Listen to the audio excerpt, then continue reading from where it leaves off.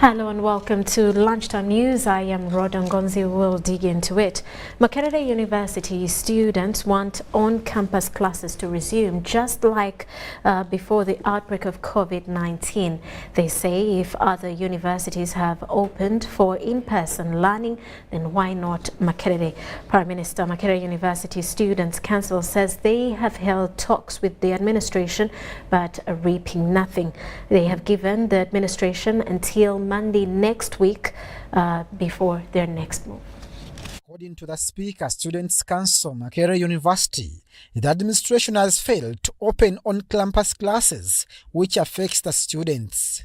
He adds that a bigger number of students cannot afford data gadgets, which leaves them out of options but to demand for face-to-face classes. Everyone is going to be affected. And the other thing is that even these ones that have practical courses, these ones that have been given a chance to attend physical classes, some of their lecturers have gone ahead to continue teaching them via online service. Gatuya says they have engaged the Vice-Chancellor several times for the university to assist students, at least with Wi-Fi and gadgets, but reaped nothing. We are using our personal data and our personal gadgets. We can have 0 rating on while using Mwele services. The rest of the universities are conducting campus classes except Makerere University. This leaves a number of unanswered questions, forcing them to contemplate on another strategy come Monday next week if the university does not take action. And as the students, we fight for the rights. We cannot sit when actually our rights are put down, when actually our rights are being denied, and we cannot sit when actually we don't get for what we pay. However, our efforts to talk to the administration turned futile as the PLO failed to talk to us, claiming to have other timely engagements. Abdul Nasser Luwama and David Dasimwe, UBC News. The Deputy Speaker of Parliament, Anita Among, has vowed to implement the concerns in the Auditor General's report and ensure that culprits are brought to book accordingly. John Mwanga, the Auditor General, delivered to Parliament the June 2021, December 2021 report from the Office of the Auditor General. The report cites, among others, over 6,000 SACCOs under the Microfinance Support Center that received funds for Emyoga with neither operating licenses nor a memorandum of understanding between the concerned parties. In its mandate to provide stakeholders with independent audit results that promote good governance for better service delivery, the Office of the Auditor General is by law required to present two reports to Parliament showcasing a breakdown of the country's resources, including the release from the Consolidated Fund. John Mwanga, the Auditor General, presented the June 2021 to December 2021 report to Parliament, received by the Deputy Speaker of Parliament, Anita Among. In addition, I undertook 4 thematic audits covering management of COVID-19 pandemic, interventions, compensation of project-affected persons, 3 implementation of the approved budget, 4 payroll and pensions management. Microfinance Support Center was allocated 56.8 billion as a boost on the available funds for on lending to different businesses. However, the Auditor General noted that Micro Support Center lacked capacity at zonal offices to take up the assignment. Accordingly, a total of 13 billion, representing 23%, was disbursed to applicants, although 6% was distributed to the beneficiaries with no collateral. It is my hope that follow-up and implementation of the recommendations in my reports will facilitate improvement in the public accountability and service delivery. The Auditor General's report on the Emyoga presidential initiative puts funds to the tunes of 34.7 billion out of 260 billion allocated to Micro Support Center being inaccessible by the beneficiary SACCO. The audit notes that only 219.40 billion had so far been disbursed to 6,326 Emyoga SACCOs, of which the SACCOs neither had operating licenses nor signed any memorandum of understanding with the disbursing entity. About 36 projects failed to absorb funds availed to them for implementation, and as a result, 431 billion and US dollars 30.2 million remained on projects accounts without being utilized. Deputy Speaker of Parliament Anita Among vowed to take keen interest and act accordingly to the results entailed in the Auditor General's report. We want value for money. Yes, sir. We want the people who are culpable should be put to book. We'll do the best for this country. Daniel Mugoya, Gloria Gutabinji, UBC News. Meanwhile, last Tuesday, Parliament of Uganda unanimously passed the Landlord and Tenant Bill 2021, which among others seeks to amend working relationships between the two parties. This follows the earlier objection by the President, who deferred similar bills of 2018 that had been endorsed by the 10th Parliament, citing need for amendments on grounds that some sections of the bill were unbearable. The State Minister for Urbanization, Obiga Kania, is now optimistic that this time round the President will assent to the bill, which according to him will give relief both tenants and landlords.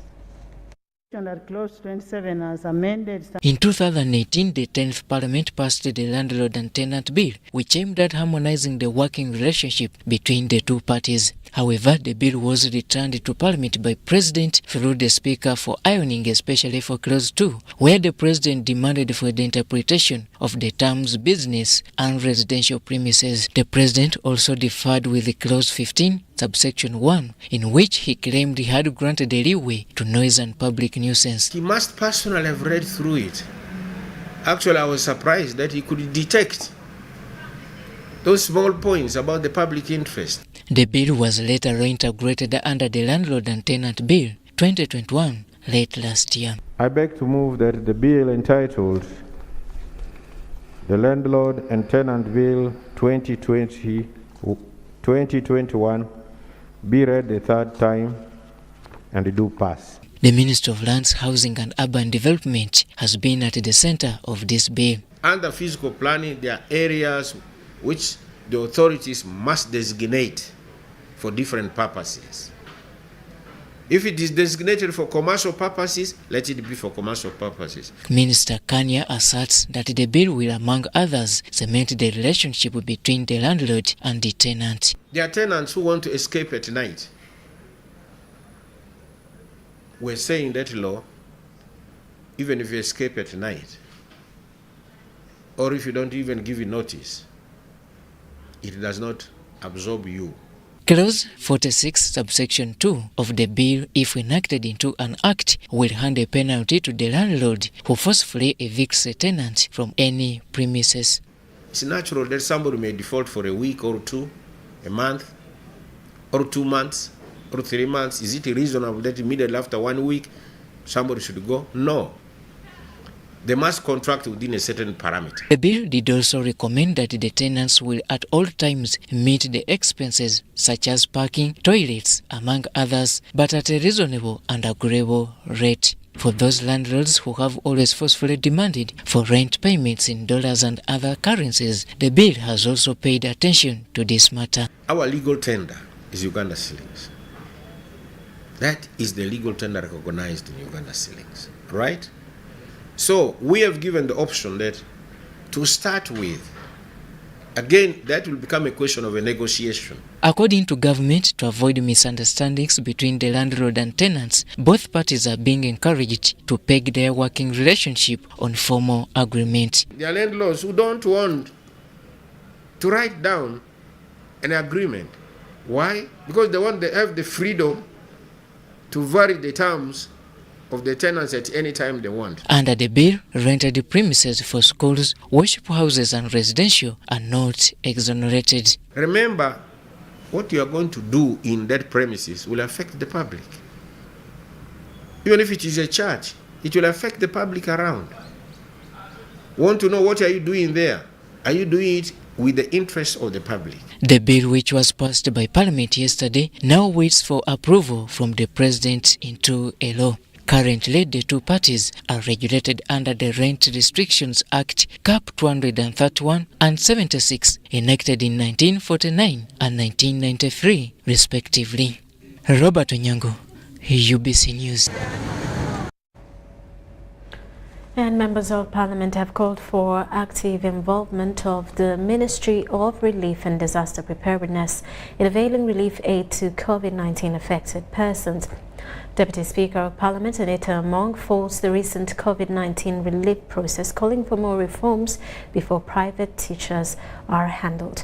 This stems from a proposal by Ministry of Gender to have private teachers given some relief aid. The motive of COVID-19 relief aid was timely, but the implementation process was wanting. This is what formed part of the debate on the report by the local and central government public accounts committees of Parliament regarding COVID-19 relief aid. The second problem we have is rushing to do something before carefully analyzing the impact. We have structures right from the village level that would recognize if that person is a border or not. But we choose to use a centralized system that cannot help us to reach to the last person. We need to involve the MPs, and planning is better from the bottom-up approach. That's why government programs are failing, because of planning from the ministry.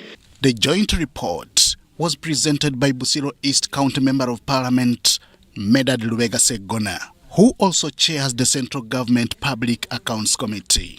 The committee noted that not all persons registered received money due to various reasons, such as disparities in the names registered vis-a-vis those that appear in their NIN, using one's NIN to register many telephone numbers and incomplete information, among others. Some of these observations did not impress the legislators. My island people did not benefit in this. And when the country was locked down, the government did not think about the people who stay in islands.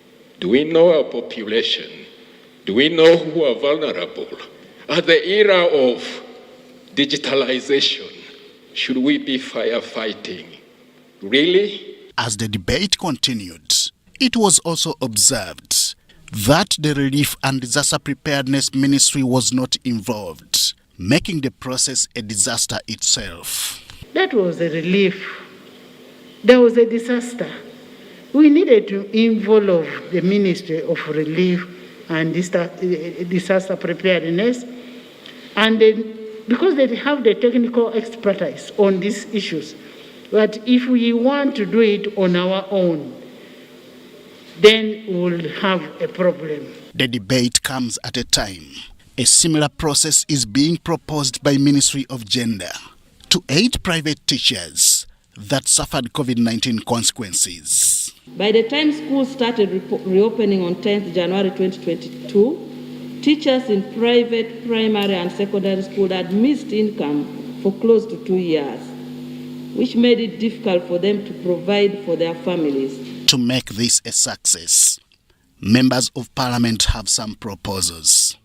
And this can only be done by the use of the structures that are on the ground, that are in the education sector. If we do this, at least we'll get better results than what we did. We are urging the Ministry of Education, Ministry of Gender, to ensure that the technology which is used for the disbursement should not be a replica of what happened in the previous disbursement during the COVID relief money. With such kind of recommendations, how and whether the proposed upcoming process for private teachers will make a difference, only time will tell. Henry Okrut, UBC. All right, now savings and credit cooperative societies are performing well under the that's under the Presidential Initiative on Wealth and Job Creation, commonly known as EMYOGA, will be added more 20 million shillings as seed capital. This financial year, the institution managing the EMYOGA funds, the Microfinance Support Centre, has been allocated 100 billion shillings. They will be left out. The ones who are performing well, we are going to add them additional 20 million as seed capital, additional. So if you're in that category of we're ending with Kalulu time, please, you'll end with it and benefits from government will close. The ones who are still struggling and are performing very well, we are going to add them additional 20 million. After that one, we know funds are never sufficient. The Microfinance Support Center has an arm of affordable financing. The ones that will graduate, we are going to give them credit at an interest rate of 8% a year. Oba oyina abaana bameka bagenda mu ssomero, oba oyina omusajja, oba toyina, okiraba, oba oyina. And with that, we take a quick break. When we return, more details. This is Lunchtime News.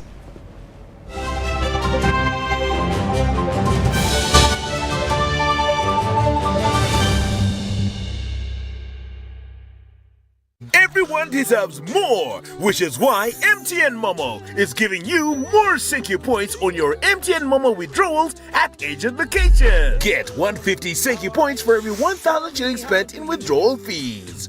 More Thank points means you get more free minutes, more free MBs, more free SMSs, and more free Momo Pay shopping. To use your Thank points, dial *141#. Everywhere you go, MTN.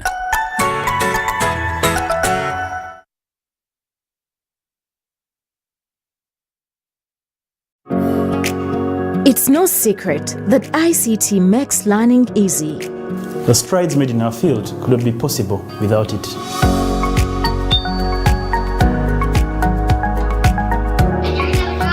And now we can watch our favorite shows.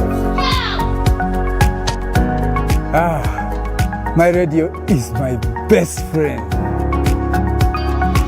UCC provides an enabling regulatory environment and policy guidance for healthy competition. We also facilitate ease of doing business in the communications sector through licensing, standardization, spectrum management, tariff regulation, rural communication development, and consumer empowerment. An informed consumer is an empowered consumer. UCC supports local content and innovations. Driving the development of a robust communication sector in Uganda is Uganda Communications Commission.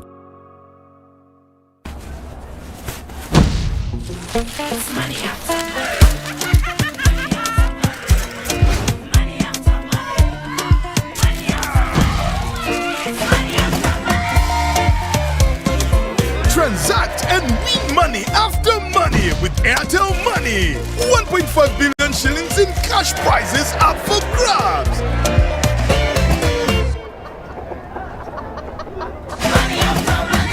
The more you transact, the higher your chances of winning.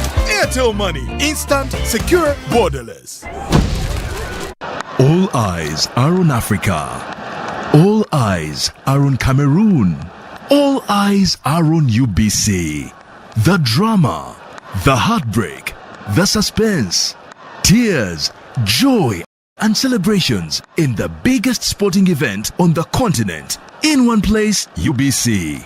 Call your public broadcaster today and grow your business with us. 0752 265 827 and 0776 611 540. UBC. Inspiring Uganda. Start the year off with my Airtel 4G smartphone. You get to enjoy free 1 GB data valid for a month and 100% bonus data every month for 3 months at only 250,000 Uganda shillings. This includes free data spread over 3 months worth 86,500 Uganda shillings, making the effective price of the 4G phone 163,500 Uganda shillings only. Visit the nearest Airtel shop and get one today. Airtel, the smartphone network. Raising voices. Like other fathers across Uganda, I'm standing up to say no to violence against children. I commit to give my children a violence-free childhood. As fathers, we can make Uganda safer for children. I promise to speak out when I see violence. In this time of COVID, what is your promise to the children of Uganda? Because a violence-free childhood is everyone's right. Raising voices. Everyone deserves more, which is why MTN Momo is giving you more Senki points on your MTN Momo withdrawals at agent vacation. Get 150 Senki points for every 1,000 shillings spent in withdrawal fees. More Senki points means you get more free minutes, more free MBs, more free SMSs, and more free Momo Pay shopping. To use your Senki points, dial *141#. Everywhere you go, MTN.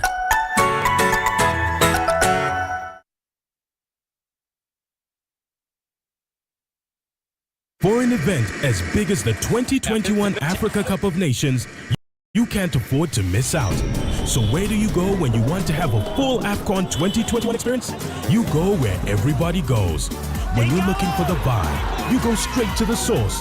So if you want to have it all, go all out for the 2021 Africa Cup of Nations with GoTV. Catch all 52 must-watch games live on SuperSport on GoTV. GoTV, love it. You know, you could just buy a new smartphone from anywhere in Uganda. Dial *175 *94# to activate their 100% double data bonus offer on weekly or monthly bundles for 3 months. Better yet, you automatically receive free 1 GB valid for 30 days. You are hooked already, aren't you? Enjoy 100% double data bonus from Airtel. Buy a smartphone from anywhere in Uganda and insert an Airtel SIM card. Dial *175 *94# to activate a 100% data bonus offer on weekly or monthly bundles, valid for 3 months. Dial *175# and select your preferred bundle to activate a 100% data bonus offer on weekly or monthly bundles, valid for 3 months. Airtel, the smartphone network.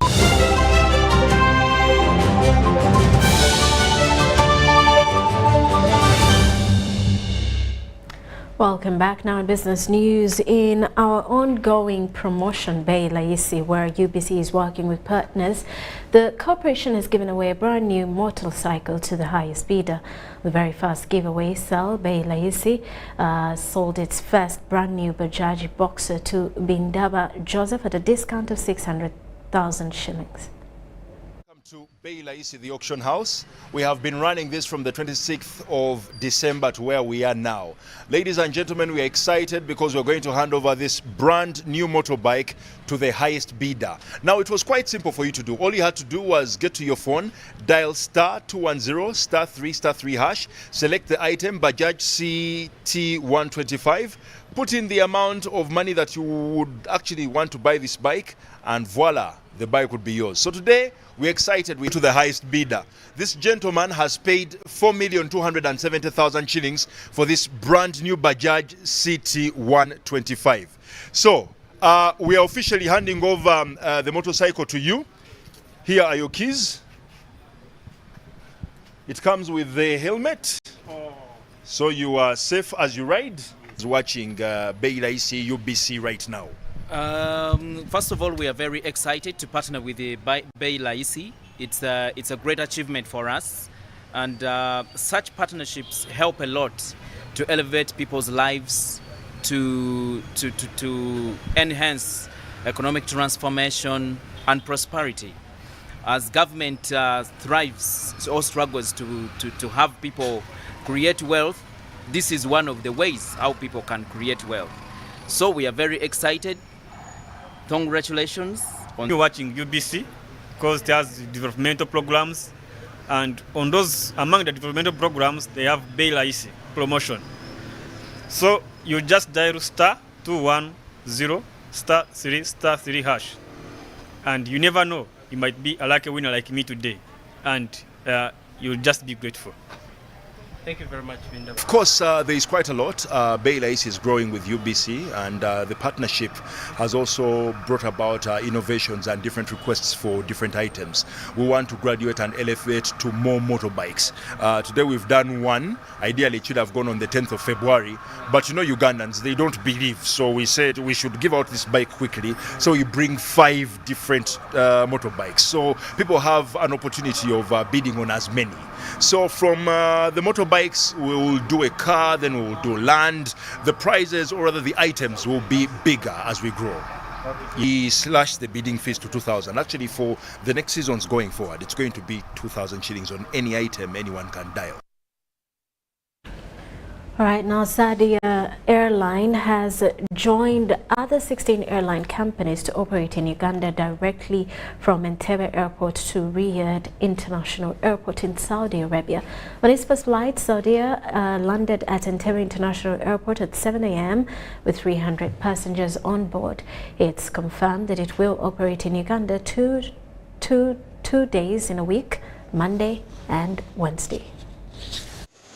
This is Saudi Airline that has commenced its direct flight from Uganda to Saudi Arabia. Upon its arrival at Entebbe International Airport, the Saudi airliner was received by officials from Uganda Civil Aviation Authority, together with representatives from Saudi Arabia.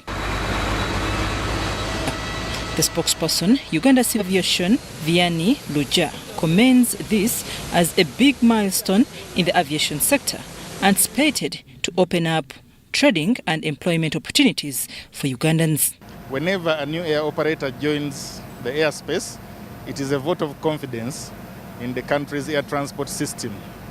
Saudia becomes the 17th international air operator operating at Entebbe International Airport. We expect that their coming on board will help us to further increase on the passenger traffic that has been growing steadily every year. Of course, you very well know that that growth was partly interrupted by the advent of COVID-19. While we had 1.98 million passengers in 2019, that number reduced in 2020 to about 600,000, and then in 2021, it only slightly increased to 940,000 passengers the whole year. Shafiq Senteza, a representative from Saudi Arabia, explains the need for the flight. Right now, Saudi has reached to an extent where here in Uganda we can now go every Monday and Wednesday. It's going to be going and coming back to Uganda twice a week. It can take 300 passengers per flight whenever, because it came with 300, right now it's going back with 300 passengers. Alhamdulillah, it's a chance, an opportunity for us here in Uganda. Right now we don't have any transits. Whenever you are traveling, we are going straight to Riyadh. Saudi Airline carries 300 passengers on board and will be operating 2 times in a week. That is Monday and Wednesday. I'm Nafka Farida and Sula Kagugube.